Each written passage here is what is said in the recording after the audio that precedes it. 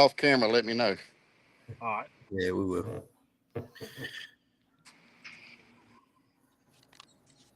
You live now, Kenny? Yes.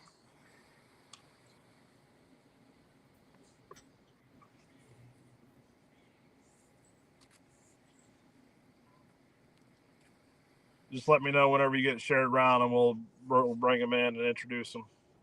All right.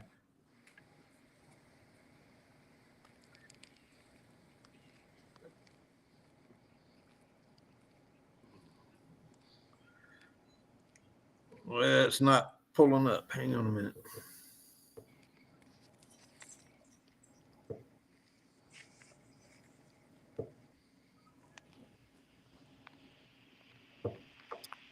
What are you on? You on the American? Yeah. Yep. Same as normal. Yeah, it ain't showing live yet. Well, we got people viewing live, so it's on there somewhere. All right, hang on. All right, for those of you that are on watching, give us just a few minutes. Ralph's trying to figure out how to share it around, and then we'll get started.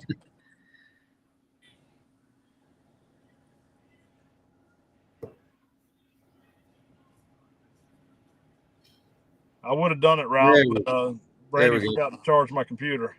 That's right. I'm going to blame her. She's not in the car, so I can get away with it.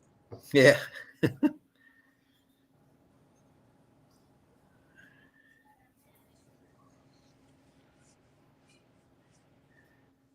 Travis Sykes says wrong person's trying to do the computer. Yeah, no kidding.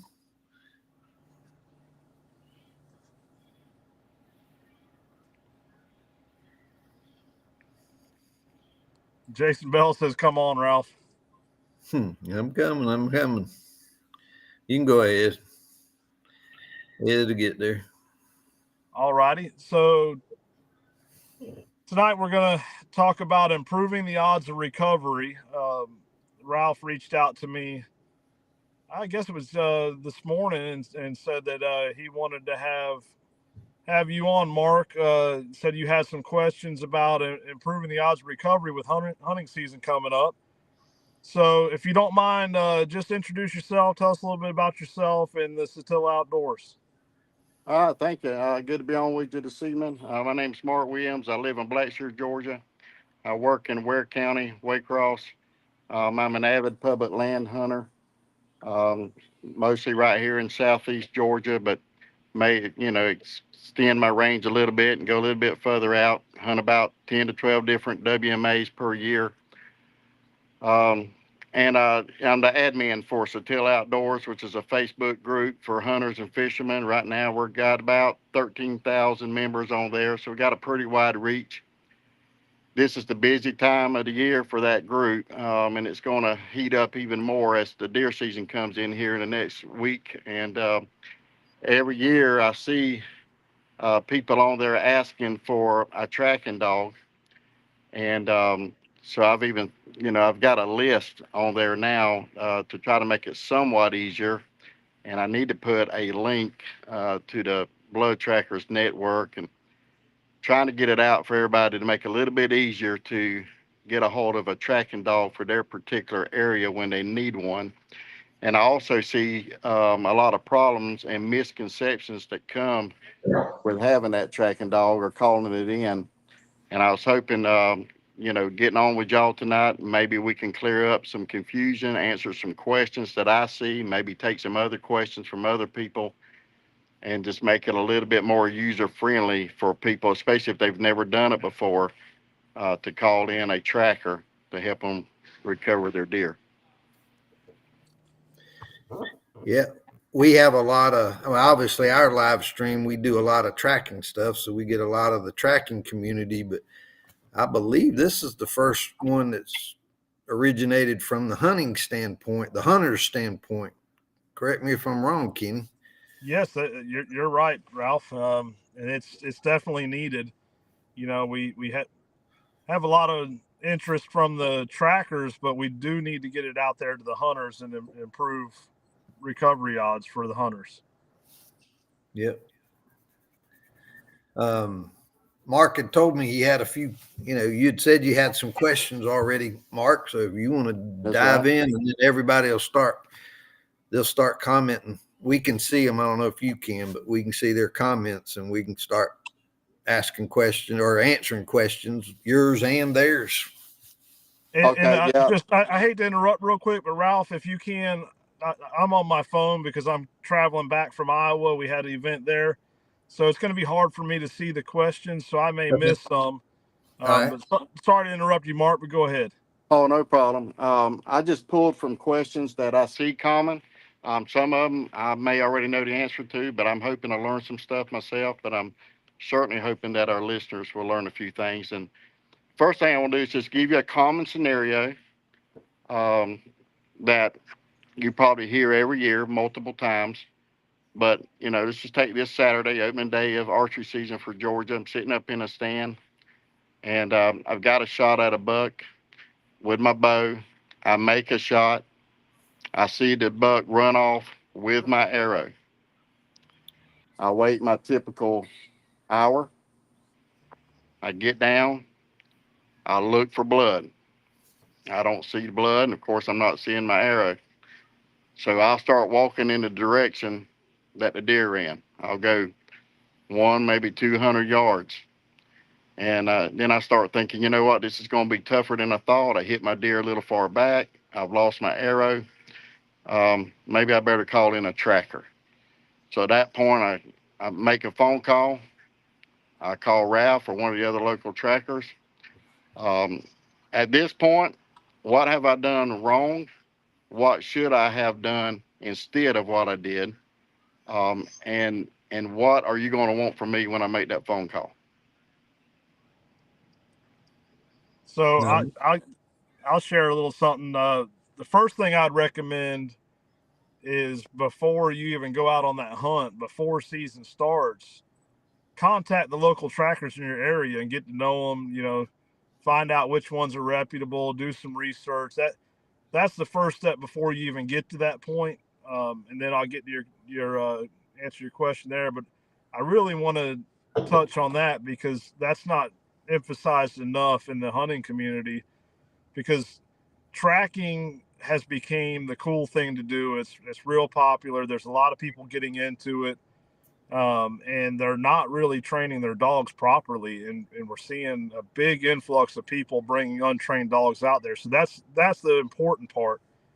And utilizing a network like the Florida Blood Trail Network and the Georgia Blood Trail Network, where we work with teams and we vet the teams, and even if it's a newer team, they're assigned a mentor that will support them along the way. So that would be the first step. Um, and then one thing I would say is if you saw that deer leave with your arrow and you got down and you didn't find sign, I would immediately contact the tracker. And a lot of times, like myself, I would tell you, go ahead and look a little bit. Um, but one thing I want to stress is a dog should not be a last resort. There are cases where a dog should be the first resort, and this is likely one of those. I mean, if you got down, it took off with your arrow, and you didn't see the deer fall. You wait an hour, you don't see sign, and you walk, 50 to 100 yards, you don't see anything. Best thing you can do is back out and get a dog, because humans have to rely on visual sign to track that deer. A dog doesn't. So Yeah. that's my advice in this situation. And what you just said, walking the 100 to 200 yards, a wounded deer typically, in my experience, is going to lay down before the 200 yards. So the first sign you see of no sign, or, you get out there and you don't see something, our dogs are going to tell you whether the deer's still living, whether it's mortally wounded. In just a few seconds, we can tell what's going on. And there's I had a seminar this weekend with a bunch of hunters, and that was a question they asked, just like you did. Well, when a deer's going to lay down, and if you went 200 yards, I personally, I will bet you've already pushed the deer. So, and you can't tell that. A deer leaves and will be gone before anybody ever hears them. Because, I mean, how many times has a deer gotten under your stand and you never heard it? Well, it's already in high alert when it's hurt. So to me, they're going to get away from you with the first twig breaking. They're going to lay down because they're hurt, but they're going to get up and leave that country if they think something's after them. So that getting to the point to where you feel like there's no sign,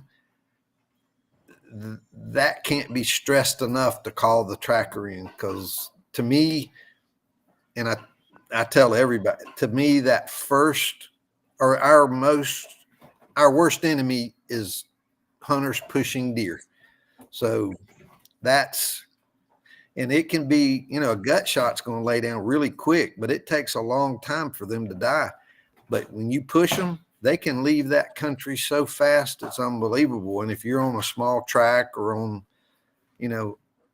as you know, a lot of people hunt edges and property lines, they can get off the property so fast, it's unbelievable. And you never know it.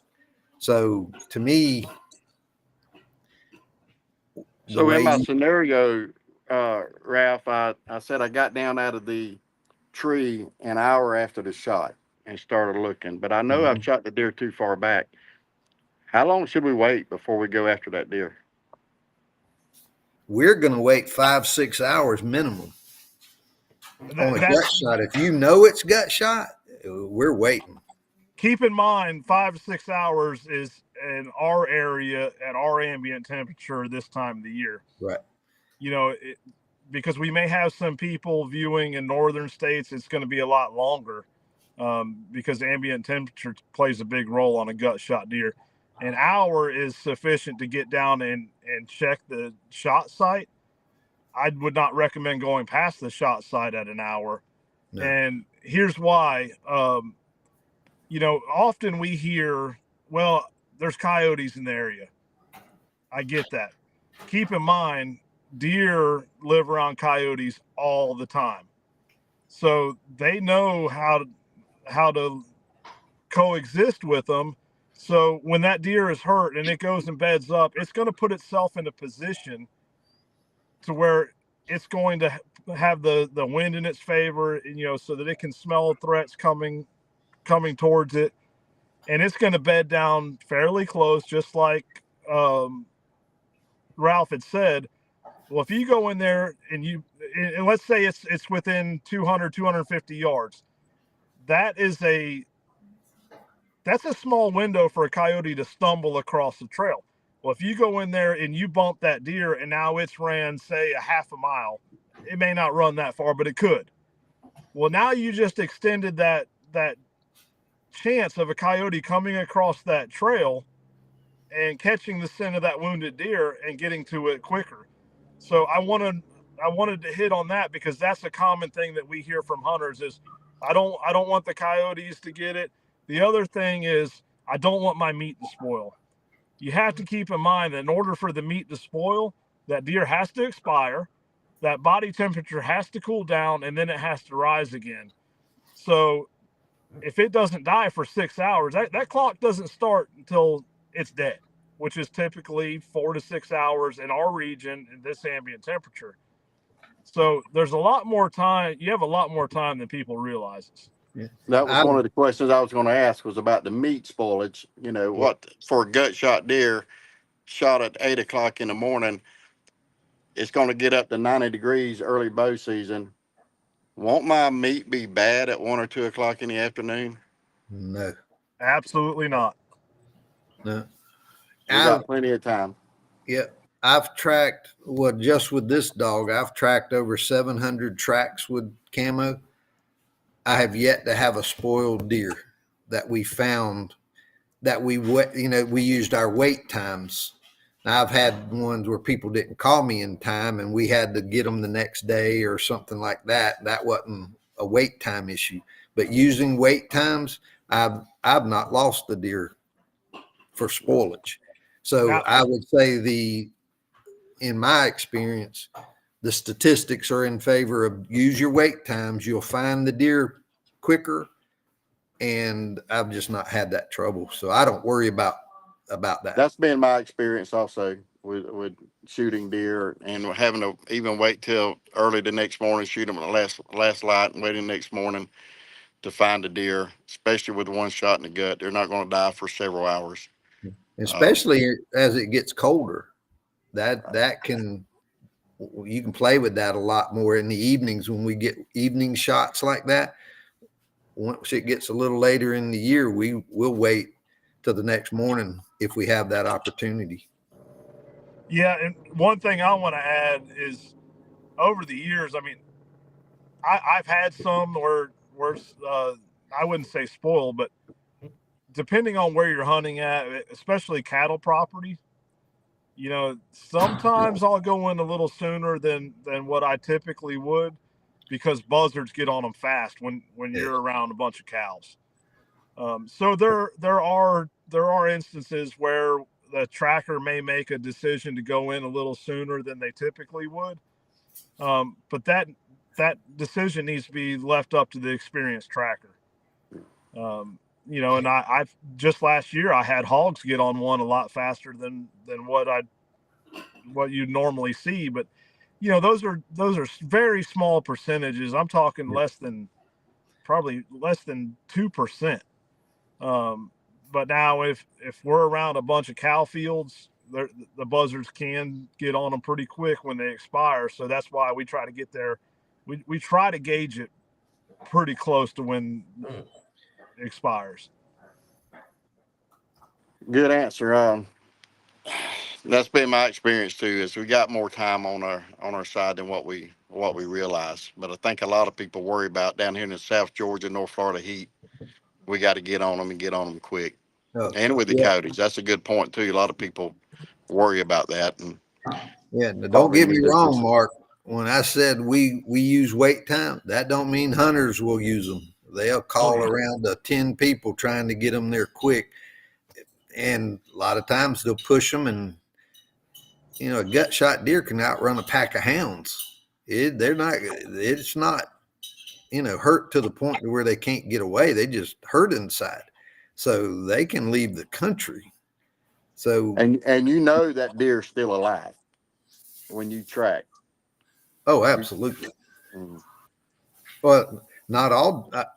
I'm speaking of my dogs, so I don't want to say every dog. Right. Yeah, mine, I can tell in a few minutes what's going on with them by the way they act.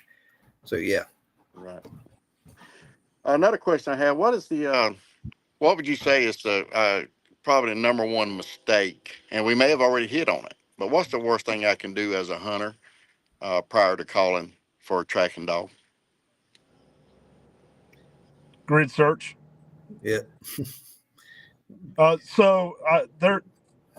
There's an app called the Tracker app, and Shane Simpson gave me some statistics off of that.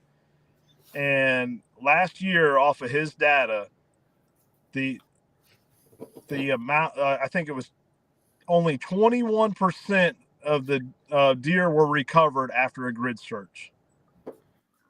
That's huge. When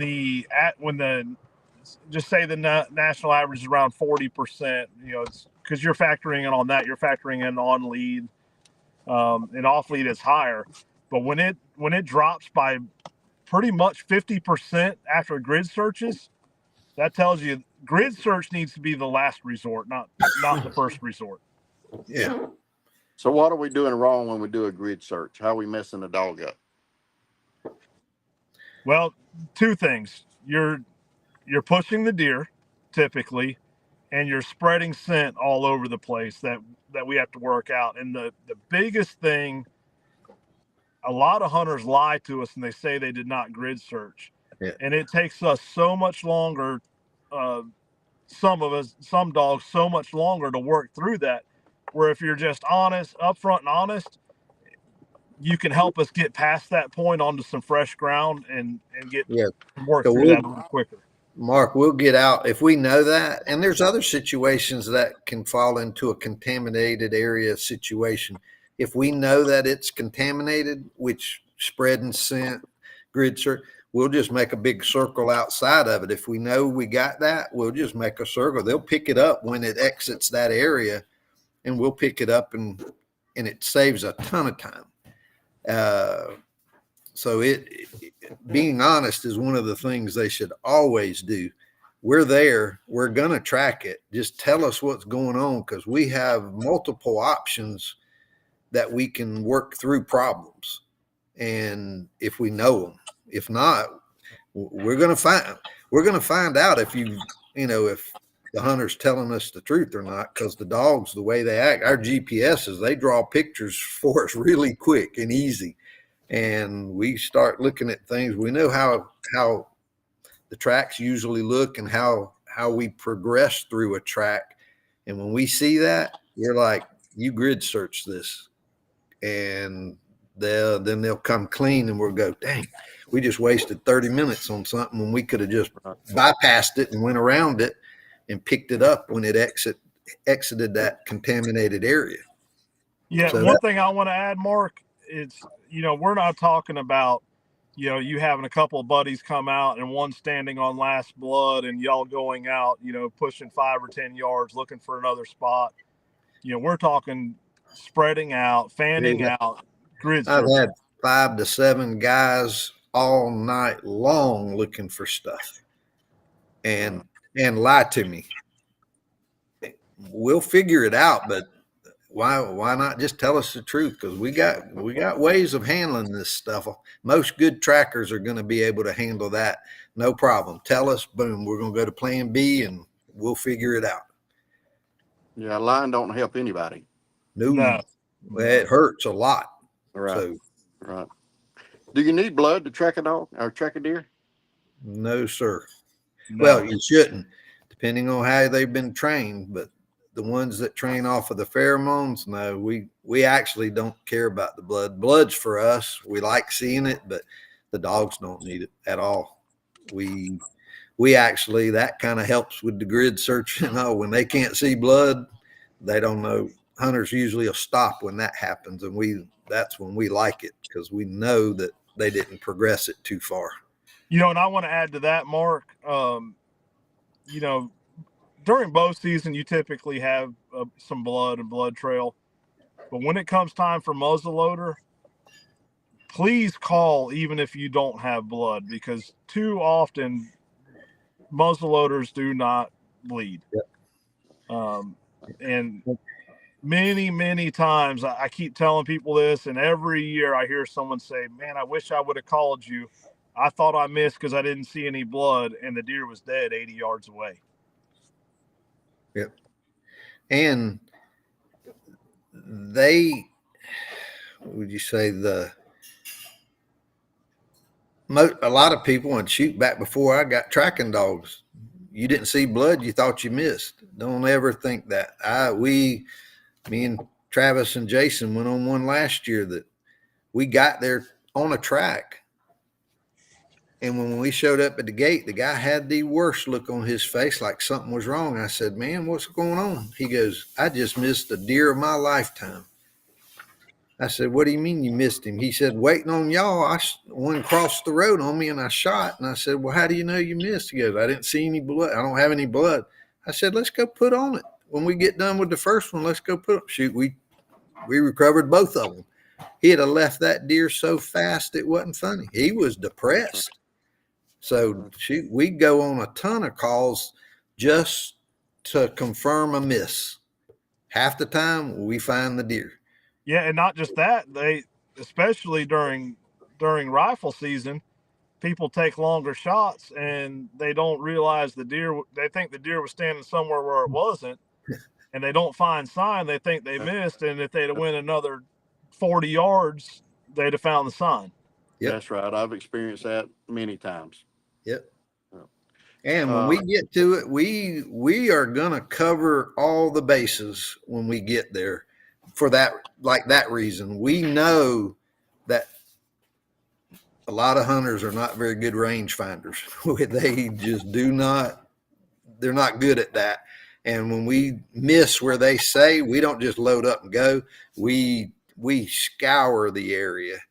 And a lot of times that it works out to where they just didn't know the distance, and boom, we pick it up and find it 50 yards in, and they'd have left it. Does the deer's reaction to the shot tell you anything about the shot? Sometimes. Yeah. You know, Probably. Go ahead, If it Ken. dual kicks, does it mean something? If it hunches over, does it mean something? If it so runs I off want and to touch stops, on does it mean something? a mule kick. You'll hear, oh, it was a heart shot. I've heard all kinds of stuff. A mule kick means nothing more than that deer was startled. It could be a clean miss in mule kick. You know, when you start talking hunched up, you know, that deer's Yeah. hit. Yeah, like the hunches are good. Yeah. The mule kick is not to me. Doesn't mean anything. It doesn't excite me or depress me. It just meant the deer jumped because it was startled.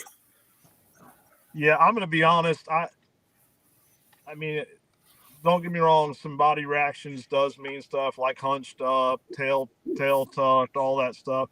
And I've even seen it where the tail's up and they're hit. I had a hunter call me I remember it 3 years ago. He said, do you mind coming out? He said, I don't think I hit it because the tail was up and it ran off blowing. We recovered the deer. So don't I tell people don't put as much emphasis on reaction as you think you should, because just like that scenario, most people would say, well, that deer wasn't hit and we recovered it. And many times we go out there in a mule kick and I find they killed the pine tree next to it. So Right. I try not to put a lot of emphasis on that, but that's just, you know, my experience, and I don't talk about it a lot to hunters, and maybe I should. I do as far as mule kicks, but I'd rather them call me and go over all the details rather than relying on just reaction. Yeah. Right. Right. So, what about rainwater, creeks? Does water help or hurt the tracking process? Not in my experience. Water helps. Yeah. So the scent particles actually attaches to the water. So moisture is a good thing. Same thing with rain. Hot, dry, real windy conditions. If you have those three, that's tough. You know, I'd rather have the humidity, you know, maybe a light wind, even rain. And I'm talking, I recovered a deer in Fargo. I drove from Perry, Florida to Fargo to track a deer, and I got right to Fargo, and the guy says, "Hey, we're just going to cancel this." He said, "I'm sitting in my truck and I can't see the front of my hood. It's raining so hard." I said, "Look, I've already drove this far. We're trying it." And I pulled up there and it was bad. And we recovered that deer in 10 minutes. I That's don't like another question. Also, if I call you, I'm sorry, Ralph. If I call you for a track because I felt iffy about the shot and I backed out and I went ahead and called to make it a clean a track as possible, but you tracked the dog or tracked the deer 60 yards and find him dead, did I waste your time? No, No, not at all. not at all. Hey, there's a comment that just came in and said water is good, flowing water not so good. I found a lot of deer Yeah. across flowing water. I mean, we man, I've recovered a bunch that crossed major rivers. We recovered one that crossed the Swanee River, and the dogs knew where it entered, and they checked the bank up and down, we do this every year, especially on the Swanee River. They'll check the bank up and down, and they know that deer went into the water. They'll swim across that river, and they'll come out the other side and check the banks up and down and locate where it exited. I mean, if you have experienced dogs, they'll work through even flowing water. Yeah, they learn that on their own to know to do that. It's just amazing to watch them. But getting back to your point about the wasted time, or did y'all waste our time? You will never, in at least me, you're never going to waste my time. I don't care if it's a miss or whatever. We do it for other reasons. It ain't just, we only want the ones we can recover. That's just ludicrous to think that's going to happen first thing, but you never do. Main reason we recover enough where people think they've missed, and we let us come out and look, and we find the deer. So it just works out that way. We never think people waste our time. It never is. We got another thing. We got puppies that we're always working to. Most people, young dogs, shoot easy tracks. Man, there's nothing better for puppies and stuff like that. And if it's a 50-yarder, we might say, hey, let us run back and get a puppy, and we'll put a puppy on it next. So you're never going to waste it. Right. There's always some good stuff that we get out of tracks. It just never think that, because we don't think that. No, and even every track is good experience. Even a clean miss, in my opinion, is good experience for the hunter, the handler, and the dog. I don't even turn down when I'm very confident it's a clean miss, I'm still going, because it gives the opportunity to educate the hunter. It still gets your dog some exposure in the woods, and the big thing is educating the hunters about what we do. Right. Right. Do you want to go ahead? No, I was just going, one more thing on that. I always say in training, watching a dog when it's not on the track is just as important as watching the dog when it is on the track. Those times when it gets off and back on or never get on, you got to know what that dog's doing. You need to know what that dog looks like and what his mannerisms are when it's not on the track. So you might not find your deer, but we're learning stuff. My dog's telling me things every single time it gets out. So I look at everything that way, but that's one of the things I just love is reading dogs. So that's all stuff that we just look for and enjoy doing. So, but what about drones? So I can touch on this. I do have a thermal drone. They do have their place, but I will tell you that my drone will not find a deer that my dog cannot find, with the exception of one thing: a property line. You can fly over a property line and not require permission, but you still have to have permission to go on that property and get that deer. But a well-trained dog will find any deer that a drone can find. So now another good area for a drone, let's say it goes into a gator infested area and gets up on an island, you don't want to send a dog in there. That's a good place to use a drone. Right. But don't think that they're superior. That'd be on the right side of 177 going to the swamp. Ralph, I remember a scenario where me and you and a buddy was waist deep in marshland too, and we was worried about. Oh yeah, yes sir. We was worried about them gators. Yeah. So yeah, that would have been a good place for a drone there. Just to find a dog. Yeah. You may or may not want to touch on this. I know it can be controversial, and you'll get people will disagree with you, and it's fine with me if you pass on it, and I understand. But what about different weapons, whether it's a fixed head broadhead versus a mechanical broadhead, or different types of caliber rifles, a 6.5 Creedmoor versus a 30-06, a certain type of muzzleloader bullet versus another type? Do you have any comments, experience that would be helpful to people out there who's, maybe they don't have the best caliber, or it changes the way that you will go about looking for a deer? So I will gladly touch on this. I actually just spoke on this 2 weeks ago in Pennsylvania and this past weekend in Iowa, especially the expandable versus fixed blade. So again, Shane Simpson shared some good statistics in it, and I verified it through my years of statistics, and they were pretty close. The odds of recovery are significantly higher with a pass-through. I'm talking about 20%, which is pretty significant when you're looking at a large scale. Now, when you look at expandables or mechanicals versus fixed blades, there was 31% more fixed blades pass through than mechanicals.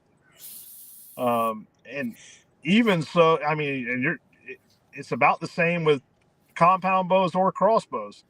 So when you're talking a higher percentage of recoveries with pass-throughs versus non-pass-throughs, and you have higher odds of pass-through with a fixed blade, statistics tell me shoot a fixed blade. Now, talking about muzzle loaders, it's been my experience. Power belts seem to be the worst. And I know That's a lot been of my people. experience as well. Yeah, and I've actually got a picture, and I can share this later on the post, where we went in on a deer. It was still alive. The hunter had a 200. I'm trying to remember what it was. 250 grain. No, it was it was like a 280 or 300 grain power belt. 150 grains of powder. We dispatched the deer at 15 yards away, and it did not pass through. You could see it bulging out. You know, and they don't bleed. Probably the best muzzleloader bullets that I've experienced have been the Hornady and the Barnes. Now, I've when it had a comes lot to better rifles, success myself with a Hornady versus the power belts. I changed from the power belts to the Hornadies, and it's made a difference in the pass-throughs. yeah. Now, when it comes to rifles, you know, you're going to hear all kinds of different things. I can tell you, probably the most that I track are 6.5 Trackmores. And I'm joking on that. A lot of that's because it's popular, you know, and same thing with broadheads. A lot of it, I track more rage than anything, but it's also the popularity. But I do want to say 6.5 is a big one. And most of the time it's the bullet choice that they're making, you know, trying to shoot match grade and all this. But your smaller calibers, your 223s, your 243s, even a big one, it's kind of fizzled out, but for about 2 or 3 years there, the 300 blackouts, because they were shooting subsonic rounds and just wasn't passing through good, and you know, not getting a good blood trail. But by far, it's been the 6.5s, the 243s, the 223s. But at the end of the day, shot placement is key. Proper ammo selection is key. But you're still those smaller bullets. You're gonna have a harder time with blood trails. But I do want to say I track a lot of big calibers, like 300 Win mags, 7 mags, and same thing. And the same scenario applies with 2.5 inch cut broadheads. People think because they have a bigger caliber, a bigger cut broadhead, they have a larger margin of error, and that couldn't be more wrong. It's still shot placement is key. Right. I think with the bows and the crossbows, I think people have gotten away from the kinetic energy part of the shot versus they went to speed. And I think that totally has changed, and we track a lot of things because it's just not doing the damage that it needs to do, is what I think. Now, and the small bullets, the small calibers, I think I find a lot of those deer. They just don't bleed, and people can't track them as good on their own.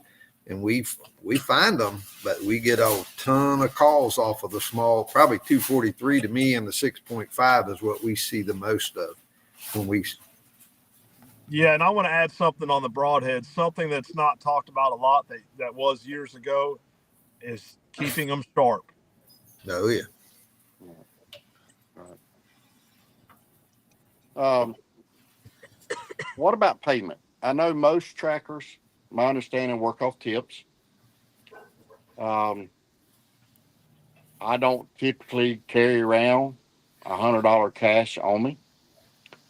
Um, but when I call for a tracker, then I'm scrambling to make sure I have enough tip money. Do you guys or most other trackers accept things like Venmo and Cash App? Or do we need to be hitting our buddies up for some money or keep some cash in our glove compartment or make a run for the ATM? What's your suggestion on that? We, like me and a lot of the trackers that I know, we all do the Cash App, the Venmo, PayPal, but and that gets every year that gets more popular. Right. Right. So I'm not saying everybody does, but everybody I talk to, they get that and they've called back and just rave over me telling them to do that. They just tickled to death because it's meant that people, they can tip them better and more often. So Right. Right. Yeah, That and that is I want to helpful add to because a that. lot of times, like for me, I may only have $5 or $10 cash on me. yeah, But now all of a sudden I'm in need of some respectable tip money, and yeah, so being able to pay wirelessly like that is a big plus. yeah. Yeah, and I So want to that's good add to to hear. that. We do have a lot of people on here from all over the country watching. Although in our area, we're most of us are tip based. Other parts of the country and even other parts of especially Georgia, some people do charge. Yeah. And I'm not against charging. We do have a lot of expense involved. I personally do not charge. Um, but I do understand that for some people they charge, and so that's something else you will find out as you reach out to the trackers before season and get to know which ones charge, which ones don't, so you know what to expect, and you're not waiting until the last minute and then you're stuck. Especially if you travel out of state. Right. Hang on, Right. Kenny. I want to mention some people are thinking that we're not answering questions off of them commenting. Guys, we're with Mark tonight. Mark's worried that he's going to get a call because he's an EMT, and so we're trying to get Mark's questions in as much as we can, just in case he gets a call and has to leave, and then we'll hit y'all's comments if he has to go. Once he gets done with his questions, we're going to hit y'all's comments anyway. Thank you. I've only got a couple more questions. One of them I think you've already answered in the beginning, but Ralph, I have your number. I have it saved in my phone. I give you a call Saturday. I need you to come help me with a deer, and lo and behold, I'm like 6 on your list. Do I have to start over trying to find somebody? Or are you going to lead me in the right direction, or point me in a place that I need can go and find a tracker when you can't do it? Well, the can't do it part usually doesn't happen. It's to me, the hunter's anxiety of wanting to get somebody out there quick is what causes the issue. We're going to get you, and we're going to talk over the situation. Sometimes we can shuffle some things based off of location or where you're at, but also we've got tons of people that there's 3 or 4 of us that we stay in contact every minute of every day during tracking season. And we might have, one of those guys over near you, and we'll flip flop tracks, and I'll go on one of his and he'll go on mine because of location. We're going to get you handled. And Right. so that part is not a problem. And I hate to say it, but a lot of the hunters just don't trust our judgment on time, and they're worried about things. I don't know how to solve that sometimes, but we're going to get you. I've ran so many 24-hour nights or days that it's just the way tracking is. We don't go home.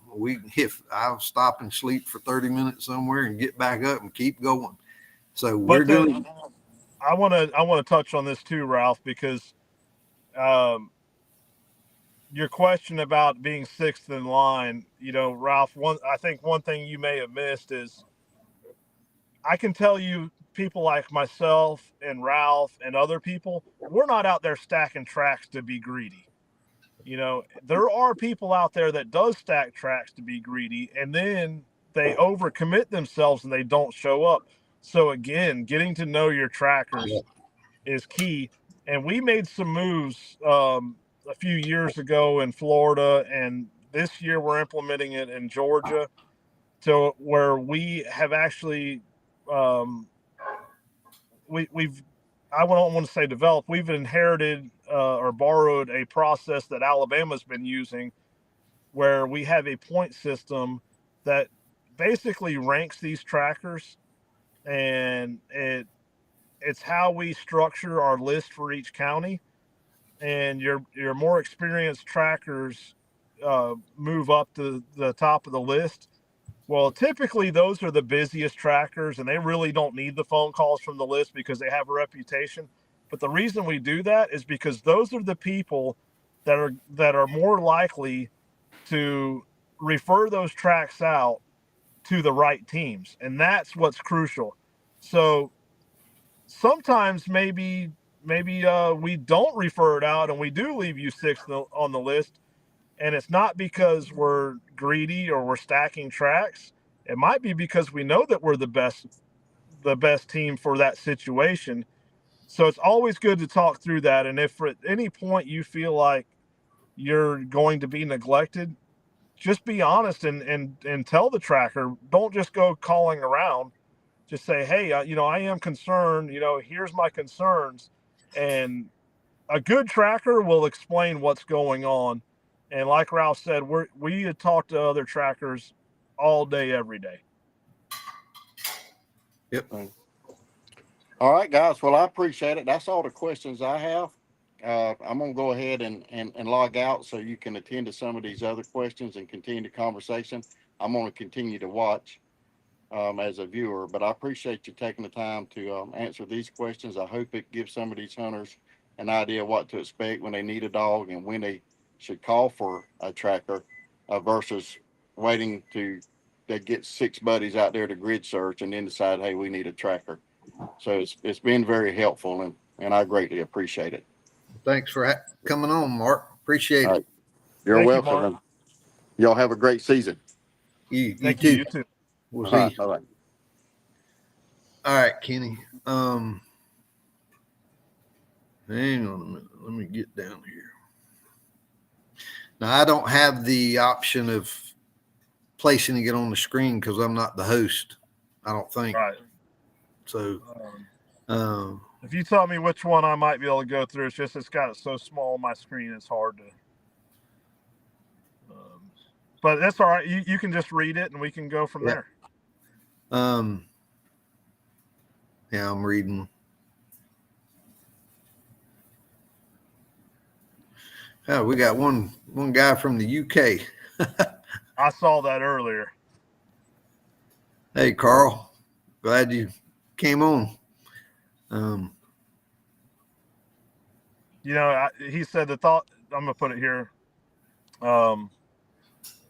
He said the thought of hunting and providing meat for my family sounds amazing. UK is so stupid with laws, etc. And that is a shame. But honestly, if we're not careful, it can happen here.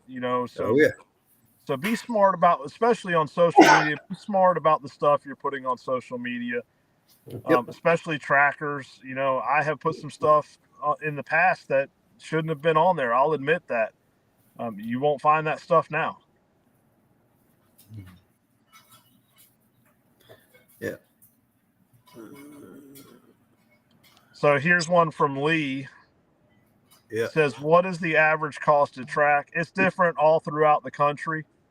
You know, I'm tips based. You know, whatever you can afford to give. If you can't afford to give anything, I'm still going to come.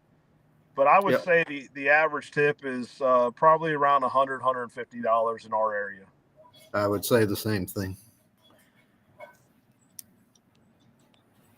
Here's one that says, interesting comment. A dog will tell you if the deer is still alive. I've been tracking about 5 to 6 years with Lacey's. My main dog, Trad, will look at me as if to say, Daddy, I can do this all day, but this deer ain't dead. It's odd that I can't read all of it, but I know where he's going, getting out there. And that's something I want to touch on. And I said this in Iowa this weekend. When you're first starting out, you know, you want to please the hunters. You want to go the extra mile, and you'll spend 2, 3, 4+ hours on a track that your dog's telling you you're not getting that deer.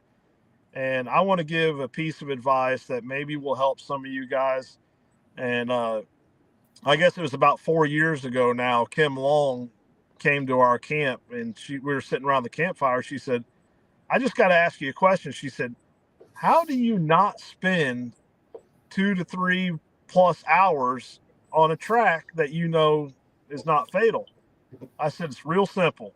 I'm upfront and honest with them before I even go on the track. I tell them, hey, this is where I believe this was hit, and this is what I believe the odds of recovery are. This is the signs that my dog gives when the deer is still alive. And I found if I put all of that out there up front, when it comes time to make that call, I don't get as much pushback from the hunters as I used to.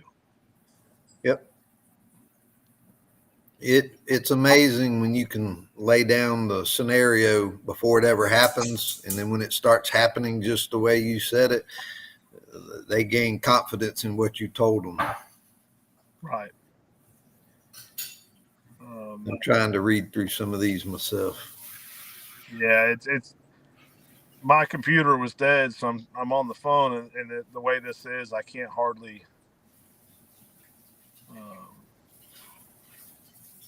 I did see one earlier on Scott about the flowing water, and Scott, you are right. If it dies in the river and washes down river, you know, it can be missed at times. But I have also seen my dogs work flowing creeks and somehow find the deer. And my only explanation is most of the time you'll see them ping ponging back and forth from bank to bank, and my only explanation is they're picking up that scent from the oils on the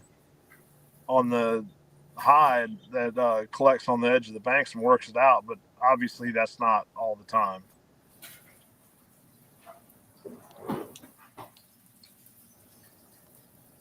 Jason Bell was talking. He said, "Talk about the back whack or no man's land."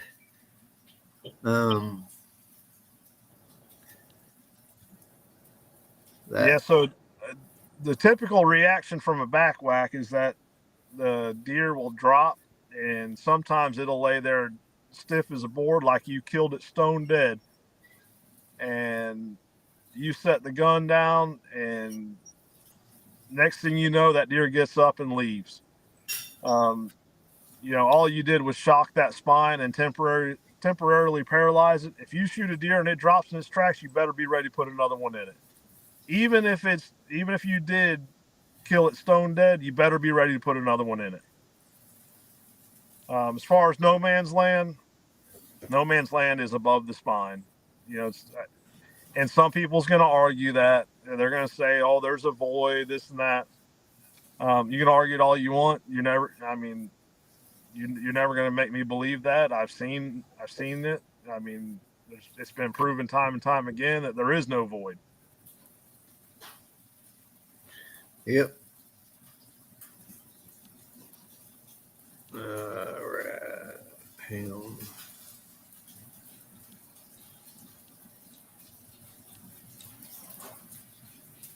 So Jason Bell says, touch on ballistic tips.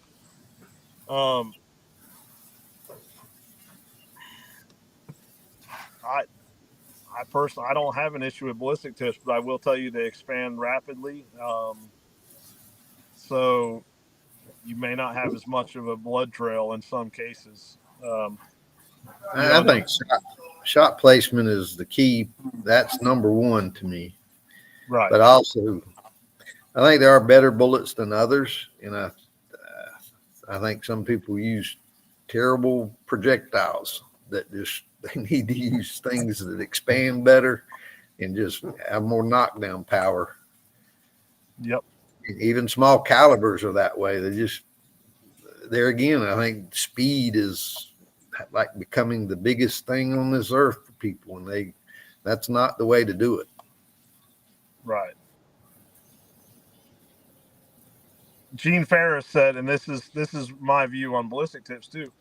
With a bullet not passing through is the best. That means that the animal took all the energy that the bullet had to offer, and that's something a lot of people misses.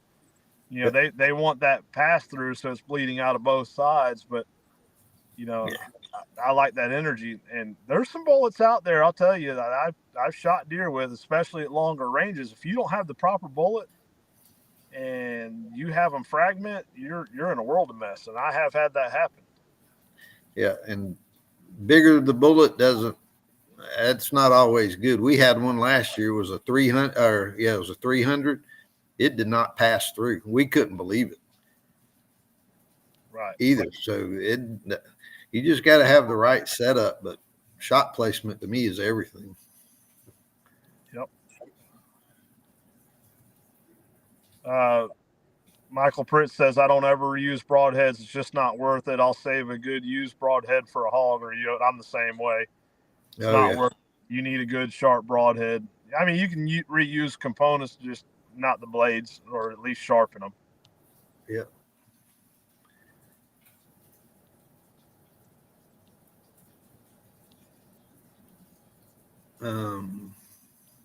And we had one. Dang it.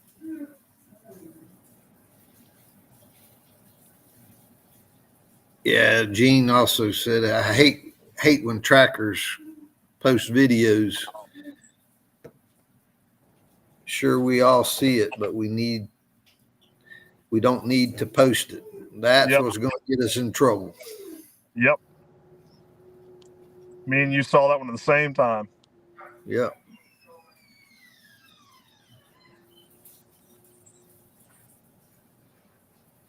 Travis. So this is one we need to put up there, that from Travis Sykes. Yep, I was just reading it. Yeah, go if you want, go ahead and read it. He said, I can also say another problem tracking is when you're letting your dog work the hunter, or the hunters try to keep looking for blood, getting ahead of the dog. Yeah, that don't happen very much. Yeah, we can't stress that enough. You have got to control the track. Yeah. The tracker has to control the track. And I'll tell you, I've gotten a little more impatient over the years with people like that. And I'll finally just tell them, hey, you keep getting in between me and the dog, and we're leaving. Yep.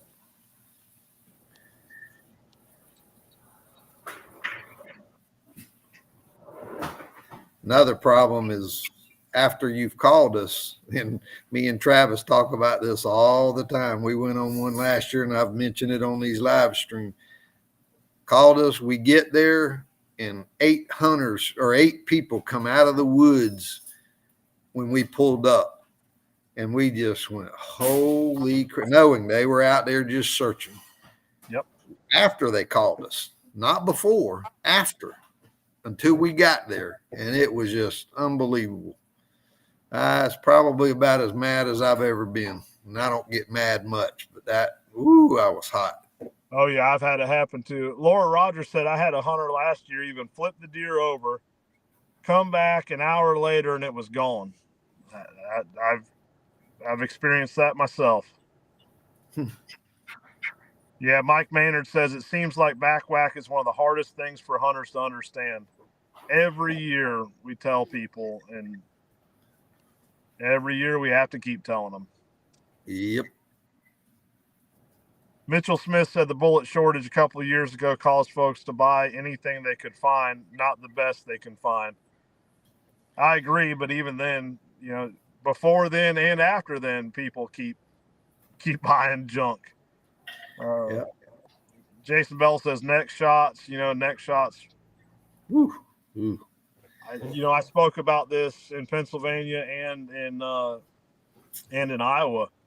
I hear so many people say, "Oh, I shoot him in the neck all the time." It's just a matter of time before you lose one. Yep. It's not if, it's when. Yep. And when you miss that spine and it doesn't drop in its tracks, you better hope it's below the spine or you're not getting it. Yep. Yeah, I had that question asked at that seminar I went to this weekend. They asked about frontal shots, and I said, well, the percentage is not good. You got about a 2-inch window to hit it, and if you don't, you're just hitting muscle. I said, as far as a frontal neck shot, I said, if you're dead on, it's it'll work, but that's not a good percentage shot because most people can't shoot that good to zero in on that. Right. And this one right here where Scott asked if he quit asking if deer was quartered or broadside, half the time the hunter ends up wrong. And not just that anymore. Well, not anymore. It seems like every time you ask where they hit it at, behind the shoulder. You see every year you see these little charts where do you think you shot at? E7, E4, FC, this, that. I don't even ask that anymore. I ask if it's archery season, hey, what color's the blood? Well, anytime I ask what color the blood is, do you smell any guts? That stuff means more to me than where do you think you hit it at? Because they're almost always wrong. Drop down a couple of comments to John Melton. You're gonna have to read it because there's so many. I'm struggling here. The one that you just said from Scott Eccles, drop down 2 below him. I don't see it. You're just gonna have to read it because I don't see it. Yes, please elaborate on why not to post videos. I would think it would promote the use of and efficiency of a dog. It's not about posting videos, it's what you post. The type of videos you post. Because a lot of times, John, you got to be careful. Some states don't allow if you're supposed to be on lead and you're baying and catching something, you got to be careful with that.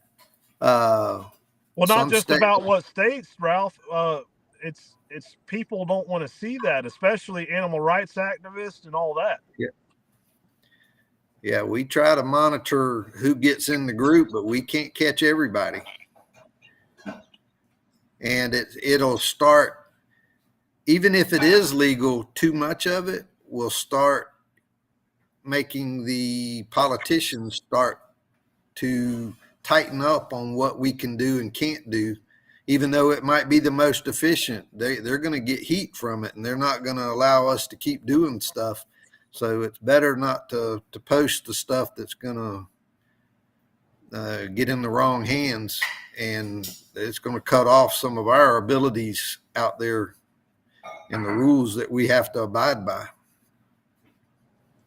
So here's one I want to respond to. It's Ruth Outdoor says, hey guys, new here. I have a red bone and she is 5 months. I've been training her to track deer only. If someone asked me to track a bear or a hog, would that mess with her deer tracking skills? Thanks in advance. You're gonna get mixed opinions on this.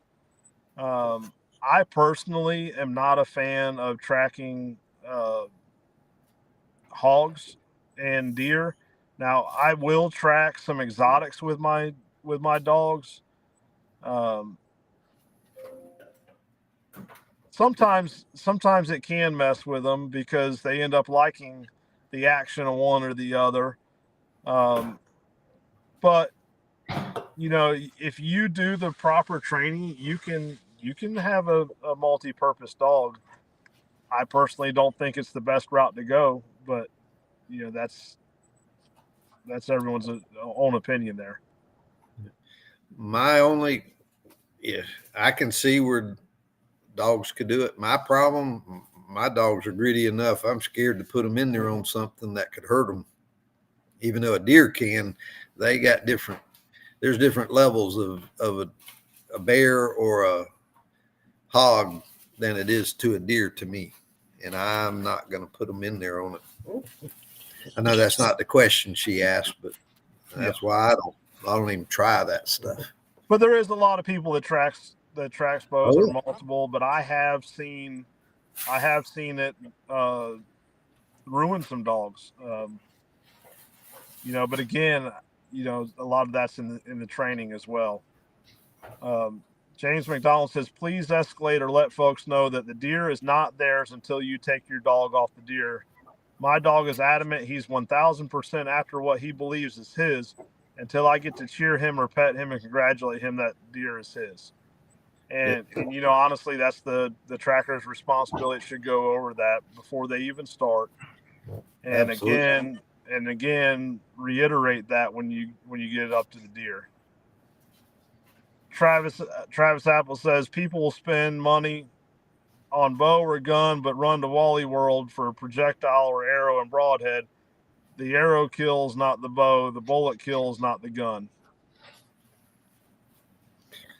Good point. Kyle Carlson says, what do you tell hunters when they say we have been looking for the deer for an hour or so, we can't find it, and they can't tell you exactly how far they have looked? I tell them back out and I'm on my way. Yep. TR Pate says it's crazy the front shots, how many run the rib cage. Absolutely, frontal shots are terrible. More times than not, it just skims, it grazes down the side. Yep. Or blows the shoulder out.